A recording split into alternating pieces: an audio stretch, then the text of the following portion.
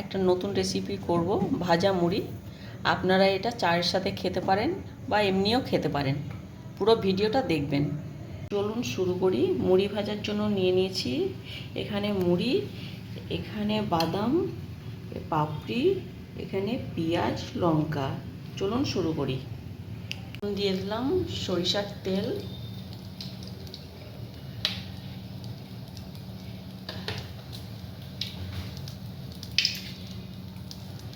এবার দিয়ে দেব কাঁচা পেঁয়াজ, লঙ্কা কুচি। এটাকে 1 মিনিট ফ্রাই করে নেব। এবার দিয়ে দেবো আমরা বাদাম,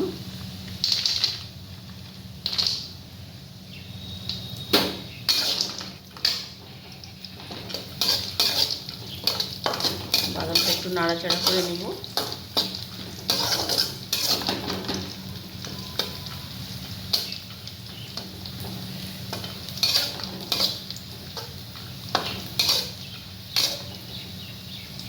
এবার দিয়ে দেবো পাপড়িটা,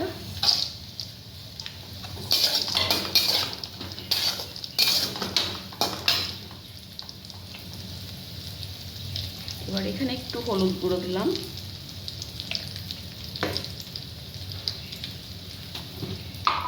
একটু সামান্য জিরা পাউডার দিব,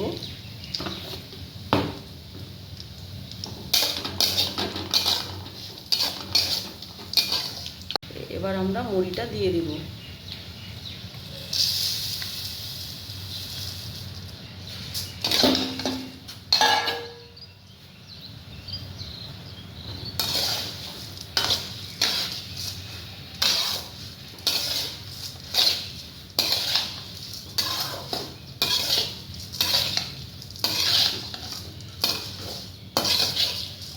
এইভাবে 1 মিনিট মতো নাড়াচাড়া করলেই হবে।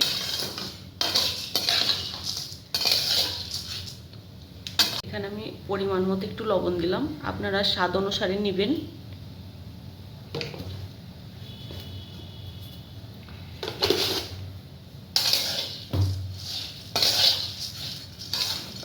লবণটা দিয়ে একটু নাড়াচাড়া করে নেব।